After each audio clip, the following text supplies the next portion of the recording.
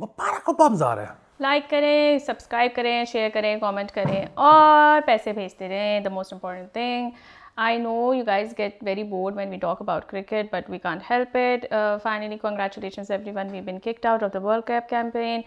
और जो कैंपेन थी उस पर काफ़ी डिस्कशन हम लोग पहले ही कर चुके हुए हैं. लास्ट में मुझे उम्मीद थी कि शायद ये मैच जीत जाएंगे, लेकिन वो नहीं हो सका. But whatever, we are out of it. The misery has ended. I do suggest watching other matches though, जो सेमीफाइनल है और फाइनल, क्योंकि टक्कर की टीम्स हैं. तो मैच तो एंटरटेनिंग हो तो कोई भी टीम जो बंदा देख लेता है. Do watch, do continue your campaign दो. मेरा ख्याल है कि बहुत ही ये ज़बरदस्त मौका है. अभी अभी हम वर्ल्ड कप से निकले हैं, मैच भी हारे हैं, वर्ल्ड कप से भी निकले हैं, तो किसी को भी कोई ख़ास फ़र्क नहीं पड़ा. मुझे भी सांस आ रहा है, तुम भी ज़िंदा हो. आई एम श्योर सब देखने वाले भी ठीक ही होंगे. Absolutely. वो जो हम रीबिल्डिंग नहीं कर रहे बहुत अरसे से, क्योंकि हम यरक जाते हैं कि हाय हम मैच हारेंगे, तो हार भी जाएंगे तो कोई फ़र्क नहीं पड़ेगा. 1 2 5 साल आप लगा दें रीबिल्डिंग में, बहुत अरसे से होने वाली है. ये नहीं करेंगे तो आपकी टीम कभी भी एट पार नहीं आएगी बाकियों के साथ. वो ठीक है कि आप मैचेस को जीत भी जाओगे अपनी स्ट्रेंथ पे खेलते हुए, लेकिन वीकनेसेस को स्ट्रेंथ बनाना काम है. सो मसलन आपको तेज़ खेलने वालों को टीम में लेके आना है. शुरू में वो कंसिस्टेंट नहीं होंगे, लेकिन आपने उनके साथ स्टिक करना है जब तक नई पौध को ये अंदाज़ा ना हो जाए कि अच्छा अब टीम में सिर्फ तेज़ आने वाला सिलेक्ट होगा और वही रहेगा. और फिर आप देखेंगे कुछ सालों में आपके पास तेज़ खेलने वाले कंसिस्टेंट परफॉर्मर्स भी आना शुरू हो जाएंगे. सो ये एक बात है. दूसरी बात यहाँ पे बहुत ज़्यादा हो रही है कि जी कैप्टन चेंज करना है या नहीं करना. अच्छा, बात फिर वही है कि कैप्टन चेंज कर लें, लेकिन किसको लगाएंगे? अगर तो रिजवान को लगाना है तो वो तो वही बात है जो बाबर है. सिमिलर पैटर्न्स हैं उनके, खेलने के भी सिमिलर पैटर्न्स हैं. थॉट पैटर्न्स भी आप लोगों को अब तक पता चल गए होंगे कि किस तरह से हैं. अब बुनियादी बात अगेन, चीज़ें जो है ना, जीतने हारने से कोई फ़र्क नहीं पड़ता. वर्ल्ड कप शुरू होने से पहले जब सारे लोग बड़े उठ उठ के आ रहे थे, आप मेरे प्रोग्राम्स निकाल के देखें, मैं यही कह रहा था कि यार एक्साइटिंग क्रिकेट ही नहीं है, फ़ायदा ही कोई नहीं है, मतलब जीते हारें वटेवर. आज भी कह रहा हूँ, अब ये वनडे क्रिकेट को तो अभी फ़िलहाल भूल जाएं. अब T20 वर्ल्ड कप आने लगा है, ठीक है, कुछ महीनों में. हम मैचेस जीतें या हम मैचेस हारें, इससे कता नज़र असूली तौर पे बात गलत है कि बाबर और रिजवान T20 में ओपनिंग करें. दो डिफेंसिव बैट्समैन T20 में ओपनिंग नहीं कर सकते. अच्छा अगेन, इन्होंने चाहे 200 चेस किया हुआ है, चाहे 152 फॉर 0 इंडिया को रहा हुआ है, इन्होंने कुछ भी किया हुआ है, ये जोड़ी असूली गलत है वर्ल्ड मतलब ओपनिंग के लिए. ऑल्सो आई थिंक अगर आप लोगों ने नोट किया हो for some period of time जिसमें KL Rahul was not successfully hitting और वो उस तरह से परफॉर्मेंस नहीं दे रहे थे. और मैंने उनको रिपीटेडली देखा ना कि we talk about turning your weaknesses into strengths. Repeatedly KL Rahul को मैंने डिस्ट्रॉय होते हुए देखा कि जी आउट हो रहा है, आउट हो रहा है, आउट हो रहा है. But they kept playing him in that spot because they knew कि हाँ जी इसके अंदर ये चीज़ है. बिकॉज पहले तो वो मारता रहा हुआ है, उसका एक रफ पैच आया, उसको ट्रेन किया, अपनी पोजीशंस ऊपर नीचे की, which is the most important thing right now in the team. और उसके बाद वो इस लेवल पे आया है कि इतना उसे लास्ट मैच के अंदर भी जहाँ जहाँ ज़रूरत पड़ती है वो बंदा मारने पे आ जाता है. तो इस पर भी थोड़ा सा फोकस करने की ज़रूरत है कि the players you have to train and the players you have to utilize as per the positions के कहाँ ये बेहतर खेलते हैं. फिर इसमें जो वो भी है ना, रमीज़ रजा साहब के दिल में बड़ा दर्द जागा हुआ है बाबर के लिए. वो कह रहे हैं कि जब बॉलर ही नए बॉल से विकटें ना लें तो कैप्टन क्या करे. अच्छा, प्रॉब्लम ये है कि एक तो ये कि हमारे साथ हुआ ये कि नसीम इंजर हो गया, फिर हमारे साथ उसी मौके पे पता लगा एहसानुल्लाह भी नहीं है, फिर उसी मौके पे पता लगा हसनैन भी नहीं है. अच्छा, फिर जिसको लेके गए मतलब वो जमान और हसन, वो इतने कोई बुरे साबित नहीं हुए जितना हम सोच रहे दे थे. Were better than the players जिन पे हम ज़्यादा रिलाई कर रहे थे. अच्छा, वो Haris up to the mark उस तरह से परफॉर्म नई बॉल से नहीं कर सका. अगेन वो नई बॉल का बॉलर है ही नहीं, उसने कभी कहा ही नहीं. अच्छा, आपस की बात है, अगर ये नई से विकेटें नहीं भी ले सके ना, या इन्होंने स्कोर भी खाया है, डेथ ओवर बॉलिंग बेस्ट इन्हीं की है, पाकिस्तानियों की. इन्हीं की वसीम जूनियर खास तौर पे, he has been consistently giving you wickets in the death overs. आप स्टैट्स निकाल के देखो, सबसे कम कुछ इन्होंने खाई है डेथ ओवर्स में. अच्छा, अब फिर वही बात है, ये वही बॉलर है. अच्छा, फिर वही ठीक बात है कि बिल्कुल मसाइल होंगे, ठीक कर लें. नीचे 3 बॉलर थे जो इंजर थे, और भी कोई लॉट आ ही रही होगी. बात ये है कि जिस लाश को हम 70 साल से टो रहे हैं ना, अब उसको दफनाने का टाइम आ गया है, जिसका नाम है पाकिस्तानी बैटिंग. एक दफ़ा दफना दें इसको ताकि फिर नई मतलब जो नई कलियां फूटेंगी ना तो उनसे आपको मिलेगा, सब कुछ मिलेगा। टू कोट उस्मान समीउद्दीन ही है जो अपनी लेटेस्ट पॉडकास्ट में कह रहे थे पटाफास के अंदर, कि वो ये कह रहे थे कि by the time actually Babar became that sort of batsman for Pakistan, और जिस टाइम पे उन्होंने वो इस तरह से खेलना शुरू किया है, वो टाइम एग्जैक्टली वो टाइम था जब मॉडर्न क्रिकेट स्टार्ट हो चुकी हुई थी, और उनकी जो बैटिंग ओवर टाइम डेवलप हुई थी वो पुराने क्रिकेट की तरह है। तो उनका लॉन्च उस टाइम पर हुआ है जब the things have changed and he didn't get the chance to change, और he didn't want to change. ये मैं अब इस बारे में कुछ नहीं कहूँगी, आप लोग पीछे पड़ जाएंगे। एक बाबर ठीक है, वो एक प्लेयर हर जगह पे होता है, आपने 5 एंकर खिलाए हुए हैं, ये मसला सो मेनी एंकर। दूसरी चीज़ ये, अब जिस तरह इंडिया है ना, इंडिया भी जब इंडिया से बाहर खेलने जाता है अमूमन जलील ही होता है, ठीक है, इसीलिए उनको वो बार बार ताने दिए जाते हैं कि जी ये आईपीएल के शेर हैं। अच्छा, प्रॉब्लम पता है क्या है? प्रॉब्लम ये है कि हम अपनों को ये भी नहीं कह सकते कि ये पीएसएल के शेर हैं, ये वहाँ भी मतलब आप होम सीरीज भी आप हारे हो। नहीं हारो, अभी रिसेंटली अगेन हारने का प्रॉब्लम नहीं, मेरा तो मसला है हारने का। नहीं मेरा आप देखो इस वक्त आपकी टॉप पीएसएल टीम कौन सी है? लाहौर कलंदर्स। अच्छा, लाहौर कलंदर्स क्यों है टॉप? क्योंकि उनके पास 5 अच्छे बॉलर हैं। बैटिंग किसी के पास नहीं। अच्छा, पीएसएल में मारता कौन है? जो बाहर से आया होता है, इंटरनेशनल प्लेयर, लोकल नहीं मारते। वो ट्रेंड नहीं है ना, हमारी डायमेंशन, हमारी डायरेक्शन ही उस तरफ नहीं। हम पहले हमेशा से बॉलर बॉलर बॉलर बॉलर, तो अब हमारा फोकस उधर ही है बस। सो प्रॉब्लम ये है कि क्योंकि अगेन मुझे यही क्रिकेट पसंद, मैं खुद पुराना आदमी हूँ, मुझे पुरानी हीरोइनें पसंद है, पुरानी क्रिकेट पसंद है, पुराने गाने पसंद है, लेकिन अब क्रिकेट दुनिया में चेंज हो गई है, अब उसका क्या करेंगे? बिल्कुल वैसे मुझे हॉकी भी पुरानी पसंद थी, जिसमें आप ड्रिबलिंग करते थे, जिसमें डी से बाहर हिट मारने की इजाजत नहीं होती थी, असल क्लास उसी में थी, लेकिन अब दुनिया ने बदल दी, अब मैं क्या करूं? इसी तरह क्रिकेट अब क्या हो गई है कि वो मोर एंड मोर मतलब जो है ना वो बैट्समैन फ्रेंडली करते जा रहे हैं। अब जिस तरह की पिचें आ रही हैं, जिस तरह के उनको हाथ में हथौड़े बल्ले पकड़ा दिए हैं, जिस तरह के रूल्स एंड रेगुलेशंस हो गई हैं, मुझे लगता है कि बॉलर बेचारे के पास पता है क्या रह गया, कि वो भाग के आए और पूरी कोशिश करे कि बॉल पिच ठीक जगह पे, मुनासिब जगह पे हो जाए, और जैसे ही उसके हाथ से गेंद निकले वो वहीं पे वजीफे पे बैठ जाए। हाँ। कि हुन जो भी करना है आगे बैट्समैन ने करना है, भावें छक्का मारे भावें गलती करे, मैं की कर सकना। मतलब अब ये आईसीसी का कसूर है, इसमें आप जिसको मर्जी गाली निकालना चाहते हैं निकालें, पर अब दुनिया जो हो गई है, क्या करें? खैर ये तो था क्रिकेट का, but I am really glad and it's a relief कि अब मैं जो मैचेस देख रही हूँ उसमें मुझे किसी किस्म की कैलकुलेशन नहीं सुननी पड़ती, because the amount of ridiculous discussion जो टाइमलाइन पे हर वक्त रहती थी ना, कि अभी भी हमारा चांस है अगर हम इतना कर लें, टू द पॉइंट कि you were actually considering this point कि we might be able to score around 500 runs against England, और ये बड़ी सीरियस डिस्कशन चल रही थी, by the way everyone was serious.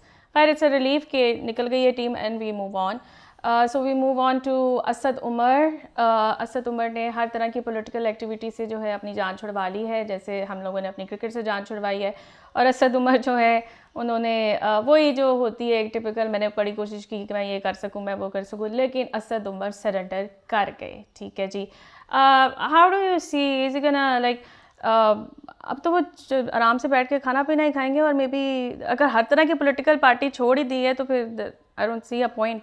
उन्होंने बड़ी वो लंबी जो तुमने अभी खुलासा जिसका सुनाया, ट्वीट की कि मैंने ये किया वो किया और अब मैं पता नहीं कहाँ किया है ना, हाँ, और अब मैं छोड़ रहा हूँ और फलाना। तो वो मैंने ट्वीट उस पर की थी कि वो शफीकुर रहमान साहब के मिसरे से नावाकिफ़ हैं, वरना इख्तिसार से काम लेते। यार वो कमाल मिसरा है, वो है कि तू सलामत रहे मैं बाज आया। तो ये उनको ना sum up for everyone I guess करता है। बाकी ये है कि इसमें ना एक चीज़ ये कि वो जो मैं उस दिन फैसलाबाद वाली उसके जिक्र नहीं कर रहा था कि एक वो आईएसआई के दफ्तर पे हमले की 160 लोगों की लिस्ट निकाली है, कोर्ट से उनकी गिरफ्तारी मांग रहे हैं, उसमें असद उमर का नाम भी था। सो अच्छा, फिर वही बात है कि असद उमर पे मेरे ख्याल में 5 या 6 केसेस इससे पहले के भी हैं।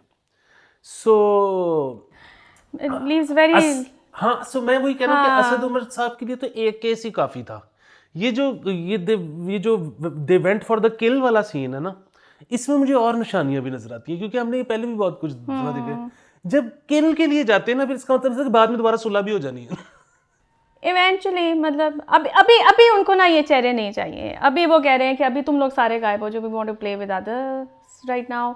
तो खैर लेकिन वहां पे भी मुझे लगता है कि जिस तरह से अब, क्योंकि मियां साहब आप देख रही हैं कि जो पोस्टरिंग है ना मियां साहब की, वो है पोस्ट इलेक्शन वाली, कि इलेक्शन हो चुके हैं, अब मैंने काबीना बनानी है तो मैं उधर जाके और उससे मैंने मिलूंगा। सागदार को अपने साथ लगाना है, कॉन्फिडेंस। सो वो वाली पोस्चरिंग है उनकी। मेरे ख्याल में मुझे लगता है कि एक हाथ उनके साथ भी होना है। अभी तो हाँ, उसकी वजह ये है कि वो जो अभी 2/3 मेजॉरिटी के ख्वाब दिखाए जा रहे हैं ना, क्योंकि वहाँ से भी पैगाम ये आ रहा है कि जी हमने तो अमेंडमेंट्स करनी है आइन में, तो हम तो आपको 2/3 ही शायद, मतलब, और ये भी कह रहे हैं कि 2/3 दिलवाएं तक, लेकिन वो हो नहीं सकता। उसकी वेरी वजह boring, don't do that, very predictable. नहीं वो मसला वो नहीं, वो तो बोरिंग तो नहीं होगा। उसकी वजह ये कि मियाँ साहब ने 2/3 मिल के मियाँ साहब ने आंदे नाल ठाठैया कर देना है। सबकी ही फिर बैंड बजेगा ना मियाँ साहब के हाथ। सो मसला ये है कि वो जो है ना फायरवर्क्स, वो तो नहीं। अभी मियाँ साहब को मुझे ये लगता है कि एक दफ़ा दोबारा ये वाला दुख झेलना पड़ेगा कि जो उनसे वादे वईद हुए हैं वो पूरे नहीं होंगे, और उसके बाद जाहिर है कुछ अरसे बाद दोबारा फिर इनसे लड़ाइयाँ होनी। फिर इस पे ये ऐलान ना शुरू कर दे कि मुझे क्यों बुलाया। ठीक है, कि मतलब अगर मेरे वादे नहीं पूरे करने थे, मेरा ख्याल नहीं करना था, तो मुझे क्यों बुलाया। असल में एक चीज़ जो है ना वो समझ पता नहीं क्यों इनको नहीं आ रही। खैर वो हो सकता है आ भी रही हो। अगेन हम बड़ी दफ़ा इसका जिक्र कर चुके हैं कि पॉलिटिकल पार्टीज इस तरह सोचती हैं कि यार जो भी हो हम मिनिस्टर बेहतर हैं बजाय कि नॉन मिनिस्टर। लेकिन अदरवाइज़ अब जिस तरह वो जो थे ना, पीपल्स पार्टी की ज़िंदगी की सबसे बड़ी गलती थी 2008 में हुकूमत बनाना।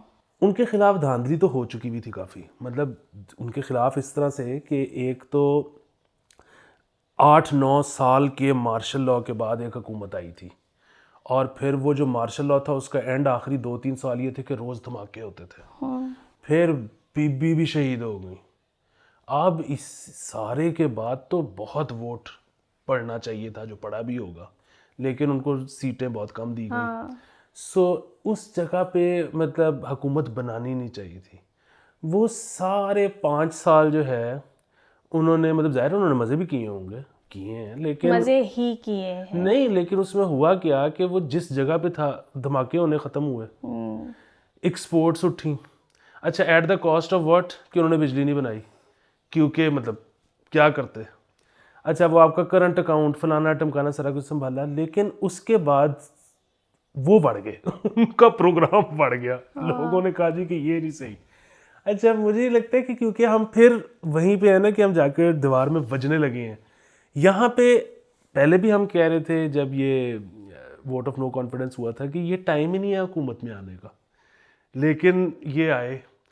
अब फिर ये जो आ रहे हैं ना, ये बड़ा पैड़ा दीवार में बजेंगे, और जाहिर है उसके बाद फिर कहीं और दोस्तियाँ उस्तवार होंगी।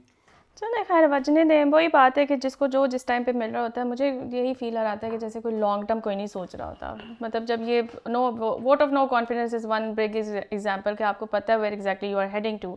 दे knew exactly where they going to go, what kind of decisions they will have to make and all of that, लेकिन they go. Power is something जो शायद मुझे एक दिन के लिए भी मिले Ali, under any given circumstances I will test it no matter what, regardless of the decisions I'm gonna make or not. So that is what I think. खैर जी, आगे चलते हैं। Climate, Benazir Shah, thank you so much for making my day. I woke up to this news जहाँ पे climate change related जो challenges हैं उन्होंने senate को बताया गया था। वो ये कि जी 2025 तक जो एब्सोलूट वाटर स्कार्सिटी जो है वो पाकिस्तान फेस करेगा, और 2050 में जो है 40 to 60% जो है एक्सपेक्टेड है food scarcity as well. And from whatever थोड़ा बहुत I remember, this report has been presented several times, even 10 years ago as well, and they are still presenting the same report and nothing is being done as far as we can see. Because वही बात है ना, हमने राफ़े ने या हमने भी वक्तन फ़वक्तन ये बात की है कि हमारा जो क्रॉप्स वगैरह हैं, जिस किस्म के पानी ड्रेनिंग वाली हैं, जिस किस्म का फूड हम करते हैं, तो उसके अंदर आई डोंट थिंक सो कि कोई चेंजेस आई हैं। तभी ये रिपोर्ट चले आ रही है अली, ये अभी तक उसी तरह ही आ रही है। बस इसमें ये है कि आधी चीज़ें तो ऐसी हैं कि हम शायद उनका कुछ कर भी नहीं सकते, क्योंकि पूरी दुनिया कंट्रीब्यूट कर रही है इन सब में, लेकिन बर्दाश्त सबसे ज़्यादा हमें करना पड़ रहा है क्योंकि हम प्लेस्ड ऐसी जगह पे हैं, स्ट्रेटेजिक लोकेशन। दूसरा ये है कि जाहिर है जो करना चाहिए वो भी हम नहीं कर रहे। इसमें उनके लिए गुड न्यूज़ है, लाहौर वर्सेस कराची जो फूड डिबेट होती रहती है ना हर वक्त, इट विल, तो 70 साल बाद कराची रहेगा ही नहीं। Because Karachi is all about food. सतह समंदर ऊपर हो रही है ना, तो ठीक है, खत्म हो जाएगा वो कराची से। वैसे ही खत्म हो, अल्लाह माफ करे। Good luck to all the people buying 28 crore के 10 मरले के प्लॉट इन कराची। खैर ये मतलब ये डॉक्टर अस्ताना वाली ऐसी है, हमको खुश नहीं हो रहा है नहीं ये नहीं, तो। आपको पता ही है कि हमारा कोपिंग मैकेनिज्म यही है, मतलब हम ऑब्वियसली अल्लाह अल्लाह खैर खैरियत रखे, शायद चीज़ें बदल जाएं, but we don't see it because अगर 10 years पहले भी यही थी और आज भी यही है, तो यू कैन सी कि there is no significant difference. जिससे मुझे याद आ गया जी। कि वो जो एक लतीफ़ा लॉकडाउन लगा था 4 दिन पहले, सर क्या था वो कमाल इस तरह से हो गई कि मैं 10 दिन से फोरकास्ट पढ़ रहा हूँ कि जुमेरात की रात और जुम्मे की सुबह बारिश है। तो तुमने तो जिक्र ही नहीं किया उन सारी एपिसोड्स में जो हम कर रहे थे। नहीं लेकिन मतलब मैं पढ़ा था, सब पढ़ ही रहे होंगे फोरकास्ट, सब कुछ देख रहे तुम्हें हैं लगता है यार जिससे तुम ही पढ़ते हो, हम नहीं पढ़ते, हम कैसे यकीन दिलाएं तुम्हें। इन्होंने उसी दिन लॉकडाउन लगा दी। हाँ, उसी दिन लॉकडाउन लगा दिया और फिर उसके बाद जब क्लियर हो गया तो उसने कहा ओ ये जी हम लॉकडाउन ख़त्म करें। माई सिस्टर वॉज हियर, ठीक है, और उसको हम लोग गए, मैंने कहा चलो मैं देखती हूँ, ट्राई करती हूँ। उसी दिन बारिश हुई थी तो आई वाज लाइक कि मैं देखती हूँ कि कैसा है मौसम ना, तो मैं उसको राया लेके गई, तो वो आउटडोर्स था। अच्छा बहुत रश था बाहर। वो तो खुला होगा। नहीं, राया में भी अच्छा। वो कह रहे थे टेक अवे करें, लेके बाहर बैठ के खा लें, लेकिन आप रेस्टोरेंट्स के अंदर नहीं आ सकते हैं, कैफ़ेज़ के अंदर भी नहीं आ सकते हैं। और जो 1-2 बंदे बैठे हुए थे उनको भी उन्होंने उठा दिया, क्योंकि इमरजेंसी में एकदम से पुलिस अंदर घुसी है, ठीक है, चेक करने के लिए कि कौन कौन से बंद है और कौन कौन से नहीं है। तो लॉकडाउन वहाँ पे था, but it didn't make any sense.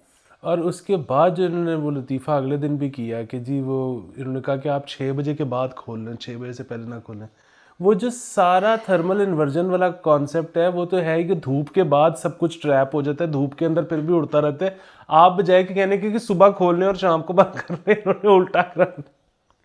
यार आप लोग क्यों नहीं अर्ली मॉर्निंग राइजर्स और early end of the day culture हमारा कब आएगा? मतलब मैं बहुत फैसिनेट होती हूँ गोरों से कि वो 6 बजे सब कुछ बंद करके बैठे होते हैं। मैं तो खैर इस नतीजे पे पहुंचा हूँ कि और 10-12 साल बाद हरीम शाह ने ही आ जाना है हुकूमत में, तो अभी ले आए, कम से कम एंटरटेनमेंट भी है। She is very entertaining. हाँ, शी इज़ वेरी सो इससे पहले कि खबरों पे पता नहीं हमारे पास टाइम बचे कि ना बचे, हाँ जी। मैं आपको बताना चाहता हूँ आज बहुत ही बड़ा दिन है। आज आमिर की सालगिरह है ओके। और साइमा उनकी वाइफ मना रही हैं, और इतनी जल्दी उन्होंने एडवांस बुकिंग करवा ली थी इस सालगिरह की, जिससे मुझे एहसास हुआ कि ये होती है मोहब्बत। और इनकी 2 बेटियां हैं, दोनों यूएस में रह रहे हैं, और आमिर हमारे सारे शो देखते हैं और हमारे सारे ही शो देखते हैं, इकोनोवाइज भी नहीं छोड़ते। बड़ा हौसला है आपका। और जो है हमारे लिए उन्होंने बहुत दुआएं और वो सारा कुछ किया। और ज़ाहिर है मेरा आपको तो मेरे अंदर भी एक वो तीली तो है, तो मैं ज़रूर पूछता हूँ कि अगले चौकी बदलना है। He wouldn't change for anyone, ठीक है? Let's just so you know. Saima ने कहा कि वो आमिर चाहता है कि मैं अपनी हेल्थ का ज़्यादा ख्याल रखूं, और मैं कुछ नहीं बदलना चाहती, वो परफेक्ट। ऐसा भी होता है दुनिया में। अभी पिछले दिनों की मैंने इसको कहा था, कोई मुझे ऐसा प्यार करने वाला क्यों नहीं मिलता जो कहे तुम जैसी हो बस वैसी रहो।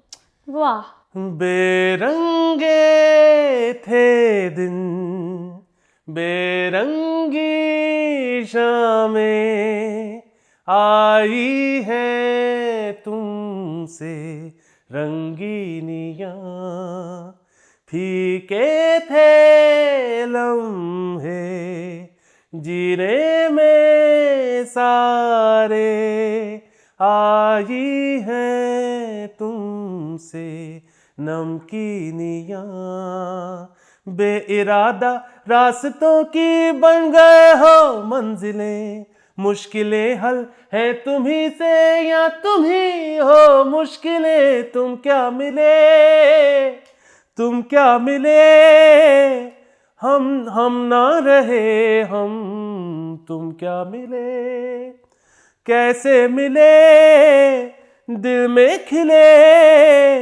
फागुन के मौसम, तुम क्या मिले, जब से तेरे नैना मेरे नैनों से लागे रे, जब से दीवाना हुआ तेरा दीवाना हुआ, सब कुछ बेगाना लागे रे, सब कुछ बेगाना लागे रे ओ, रंग दे तू मोहे गेरवा, हो रांझे की दिल से है दुआ, हो रंग दे तू मोहे गेरवा।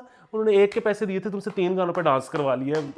आप लोग देखें मेरे साथ इस शो पे क्या होता है। Anyway, happy birthday Aamir, and thank you so much Saima for not changing anything in him. And मैं हर कपल को यही सजेस्ट किया करूँगी, इट्स ओके, अब तो हादसा हो गया ना तुम्हारे साथ, अब तो कुछ भी हो सकता, लेकिन कोशिश किया करें कि जिससे जैसे आपको प्यार हुआ होता है उसको वैसे ही रहने दिया करें, ज़िंदगी बेहतर गुजरेगी। Anyway guys, this is it for today. Please इसकी रोमांटिक फैसिनेशन जो है इसके साथ इसको प्रेफर दें, इसका कुछ करें, and we will see you tomorrow. Okay, bye bye.